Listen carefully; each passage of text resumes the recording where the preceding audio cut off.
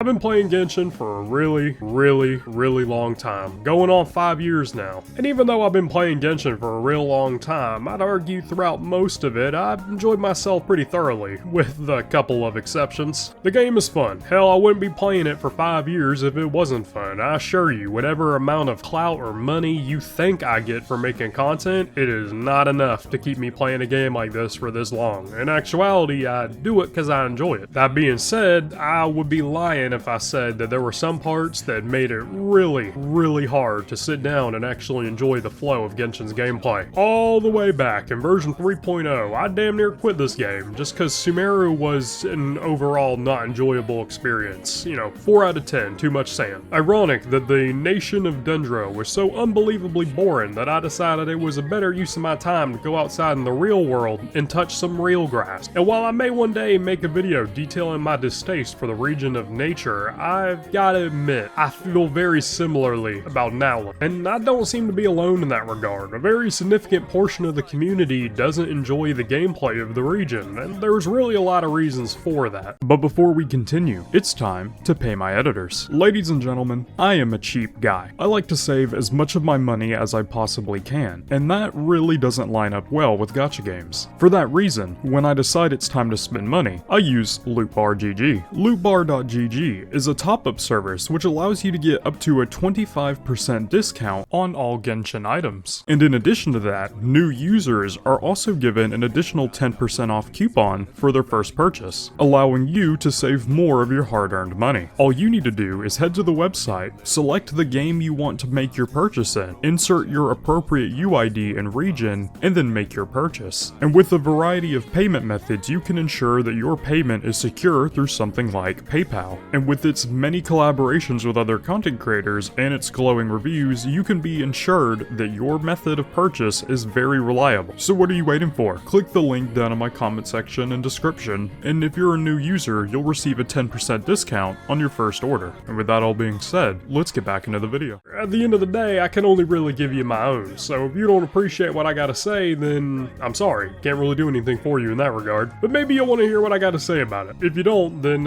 why'd you click on this video to begin with? Right off the bat, Natlan was gonna have a very hard time getting its foot in the door, considering it came right after Fontaine. Now, you don't need me to be the guy to tell you, but Fontaine's story is considered one of the absolute best in all of Genshin, hell, in all of gacha games. You can really tell it's one of the times MiHoYo put their best foot forward when they were making content for the game. Hell, there's even Easter eggs and small minor things you can see around the map that really change your perspective on how the story evolved. Little things like on your first arrival to Fontaine, when you ride the aquabus, you can see the Opera Epiclese off in the distance and it looks like a guillotine, something that's very fitting considering what happens there way later on in the story. Minor things are brought up in passing which usually don't hold much merit on their own, but by the time you reach the end of the story, or if you do a second playthrough, you're gonna notice these small little bits and pieces here and there that hint at the greater overarching narrative, which is pretty interesting. There's even little pieces of the world that change as you progress throughout the story. For example, there's the infamous Farina Easter egg where if you visit the hydro fountain in front of the Opera Epiclese after Act 2, you can hear Farina crying. This is something that's seemingly so minor that a very significant portion of the community had no idea existed, and if you missed it, it doesn't really affect the story at all. But if you heard it, then it has a lot more relevance later on in Act 5, where you hear Farina say these exact words, implying that in between Act 2 and 3, the last scene from her memory happened in real time. And hell, they didn't slouch on the gameplay either. Fontaine has some of the most unique gameplay just in general, but you didn't come here to hear me gush about Fontaine. The problem is, when you set the expectations for the community so high, you have to be willing to meet these expectations moving forward, and MiHoYo really wasn't willing to do all that. Natlan's story is really something. I don't have the proper words to describe how I feel about the Natlan story other than to say it is unbelievably mid. And being mid isn't inherently a crime by itself, but when you're coming off the cusp of something that's unanimously praised, like Fontaine's story, being mid is just unacceptable. In my opinion, one of the biggest complaints about the story is the Archon feels like a Mary Sue, a character with literally no flaws whatsoever, because at the end of the day, she ends up solving a majority of the problems in the region by her damn self, without the assistance of anybody else. And that kind of flies in the face of the story, considering a significant portion of it is spent on trying to figure out, wait, what's happening with this flame? What's going on with the Chosen? Chosen. We need to figure out who all the Chosen are. We need to find the Chosen so we can beat the big bad. But in the end, all that amounted to is a very short 2-second cutscene in the middle of a fight with a dragon where Traveler and the Pyro Archon deal with the problem by their damn self. On top of that, the pacing was all over the place. It felt like the devs were trying to do too much with too little time, and they didn't really give themselves proper breathing room to really handle it. And while this isn't really MiHoYo's fault because a lot of the English voice actors are part of an American union and they're a Chinese company, the lack of voice actors willing to actually do their jobs for this quest made it kind of unbearable to sit through. While that whole situation is a bunch of eggshells I'm not ready to start treading upon, I will say one thing: if you're not gonna voice the story, let me have a skip button. And I know there are some real fucking refrigerator temperature IQ people out there that'll be like, oh well, you can just switch to Japan. I don't listen to the clearly inferior English voice acting because I want to. I do it so that I can fucking hear the character speak and comprehend what they're saying without having to read. Just give us a skip button. But hell, the story ain't even the biggest problem. It's not a secret that every single region in Genshin has its own funny little gimmick. I mean, I think we all know this. I mean, sure, you kinda gotta reach for Mondstadt a little bit, but Liyue was about hitting really high one-shot damage comps. Inazuma was the death by 1,000 cuts era, Sumeru based upon elemental reactions, Fontaine was based upon high damage at the cost of your health, and then now we sit here in Natlan with the Night Soul mechanic, which inherently isn't really a bad thing. If the Night Soul Blessing State was only applied to combat, I really wouldn't care that much about the system by itself. The problem is, if you want to get around the map efficiently and easily without having to find some funky little saurian dinosaur over there, you're gonna have to have a character that meets the corresponding element of whatever dinosaur you're trying to use. Because believe me, there is so much around this map that you are gonna want to get one of the dinosaur varieties. For example, if you want to do anything that requires swimming, you're gonna want the water dinosaur. If you want anything that requires push, pull, or grappling, you're gonna want the dendro dinosaur. So on and so forth. You get the idea. Or you could pull the character and the exploration suddenly doesn't feel like shit. That's not to say the exploration is entirely unplayable if you don't have the characters, but it is a very, very massive quality of life difference that a significant portion of the community isn't really gonna get to engage with. Now, me personally, I was lucky, and by lucky I mean I play the game a lot, so I was able to get pretty much every character with the exception of Chaska, so it wasn't that bad for me. But if I'm being 100% honest, I literally would not have pulled Veressa at all if it wasn't for how unbearably fucking terrible the purple dinosaur explorations. Whatever dev decided it was a good idea to make your sprint be tied to your elemental skill button, I want you to come over here so we can have a very long conversation. Oh fuck, my southern came out hard there, holy hell. A newsflash, people don't really appreciate that. They don't like to feel like you have forced an inferior product on us just to sell a solution later on. And that's pretty much the whole region. If you don't have the characters, the exploration is not that fun. In addition to that, there is a very fair criticism to make that the characters in Natlan don't feel like they fit in Genshin as a whole, and I'm inclined to agree with them. When the region first came out, it wasn't that big of a deal. Mulanni felt like she fit in the game. She feels like a character from Genshin, just from a more tribal area of the game. I can get behind that. Kanich does not feel like a Genshin character. He looks like a Star Rail character, and that is not a compliment. And I do know that there's lore that explains why Kanich looks the way he does in the deal he made with Aja. However, I don't care, and a majority of the community doesn't care either. They feel wrong. They don't feel like they fit. And the community started complaining about this, so naturally MiHoYo decided our next character will be a literal fucking roller skating DJ that walks around with the bass boosted pad, because that makes sense. And then finally, there's the straw that broke the camel's back of immersion for me, and that was Chaska and her gun. I feel like I don't need to say anything else in that regard. And then there's obviously other characters I don't really care for, like Mavuika and her motorcycle, but you get the point. These characters don't feel like they fit well with the lore in the world of Genshin. They are very much so outliers, and I understand that it's some lore that Natlan is an entirely closed society, and that's the reason why you'll never see anybody from Natlan anywhere else in the region. And they may very well have planned this. However, it feels like it was just an excuse to make some of the most egregiously just out of place characters I've ever seen. And while I'm sure some people may like it, it's a very common complaint that I've seen rolling around the community that, yeah, we don't like these characters. They don't feel like they fit. And there are a couple of outliers, like I said, Sitlali, she feels like she fits in fine. Veressa feels like she fits in fine. Mulanni, she feels like she fits in fine. But a majority of the region and its aesthetic really clashes clashes against everything else you've come to expect from the game. And now, moving away from my personal opinion, we need to talk about power creep, which has been a hot button issue that I've talked about quite a lot recently, and I know that y'all are getting sick of it, but I'm a meta guy. I like numbers, I like math, I like seeing what the best thing is, and it's hard to say with a straight face that Natlan isn't just power creep the region. Now, granted, I would argue that all the way back in Sumeru we were having really bad power creep, because even though, you know, Hyperbloom teams weren't the best of the best, okay, well they were, but they weren't super far better than everything else, the amount of investment you needed to push into your characters to reach that level of damage was significantly lower than it had been in previous regions. Fontaine really didn't make it any better because they needed to beat out elemental reaction teams, so they did that by juicing up the numbers on every other character. And now we're in Natlan, where every character needs to work with another Natlan character, which makes the game not that fun. It's at the point now where if you want any character from Natlan, you are looking at a package deal. Pretty much every Natlan main DPS wants either Sitlali, Zillinen, or Mavwika, or both, or all of them. And with the introduction of that new 4-star girl, whose name I'm not gonna even try to pronounce because I know I'll fuck it up, we're seeing this power creep bleed over into the 4-stars. And of course, Natlan characters, if you play them with other Natlan characters, they have access to very powerful buffs that other units straight up don't get. Like the Hero of the Cinder City set increases damage percent by 40 if you use a Natlan character, and it's only 12 if you're not a Natlan character. And the players who play these games aren't stupid. They've caught on to this. They understand what MiHoYo is doing now, because for the longest time, Genshin has not really been that big in the form of power creep. The in-game modes haven't actually been that hard. They don't really push forward any real agenda. You can go in there with anything and clear it relatively easily as long as your characters are less than a year old. And if they're older than a year old, then congratulations, you're gonna go in there and dog stomp on it because your characters are probably super well built at that point. But now we've reached a point where the Natlan characters are receiving so many buffs that the other characters don't get that you pretty much have to run Natlan characters nowadays. And the buffs they get are extreme. They are insane. Like 40% reduced res, 40% more damage. These are buffs that no other character has access to. And not only that, their damage ceiling is just higher. Like for example, Kanich, in general, can launch a skill that does 1000% damage 4 times in less than 7 seconds. Now I know I make this comparison all the time, but that is a Eula burst that he can do 4 times in 7 seconds. Eula can do it once in 20, and his damage type isn't dog shit. And this isn't an isolated incident. There's Mavwika and her really high nuke, where now it's easy for players to hit 2.6 million. My record damage on Genshin for 4 years was 1.7 mil. I did it with Hu Tao not long after I got her and Yalan, and I have not ever once tried to hit a higher nuke than that. And here we sit 4 years later, and I am able to hit not only 1.7 mil, 2.8 million damage consistently on a regular basis, because the power creep has just reached that level. And you know what the worst part is? When we leave Natlan, they have a mechanic baked into their kit that will make all other Natlan characters essentially useless once we leave the region. They will be no more specialized than any other character. They will still have their funny buffs, but once Natlan enemies stop showing up in Spiral Abyss, that's pretty much it. Their exploration mechanics, pretty much useless unless your name's Mavwika or Kanich. And they know that, and they don't care. And players don't appreciate it. I don't appreciate it. In all honesty, Natlan feels like a bad dream, and I hope I wake up from it soon. But if these leaks have anything to say, it looks like we're gonna be staying in Natlan for a whole nother year and a half, which I'm just not gonna lie,